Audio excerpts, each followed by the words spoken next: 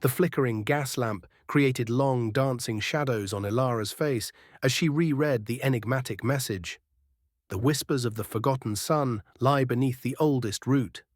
For years, her village had endured a lasting twilight, a curse rumored to have started with the theft of a radiant sunstone. Hope was a fading spark, but this ancient riddle, discovered hidden in her grandmother's journal, reignited a glimmer. She quietly stepped outside, the cold night air stinging her cheeks. Her path led her to the twisted giant oak at the center of the whispering woods, a tree older than any living memory. Its roots, resembling ancient serpents, coiled deep into the ground. Following the faded illustration in the journal, Elara spotted a hollow barely noticeable under a particularly thick root. Inside, resting on a cushion of ancient moss, she found not a sunstone, but a small, intricately carved wooden bird.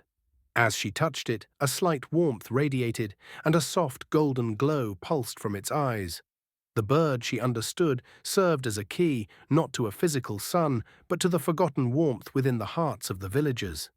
As the light intensified, dispelling the shadows, Elara realized the curse was not merely about darkness, but about despair.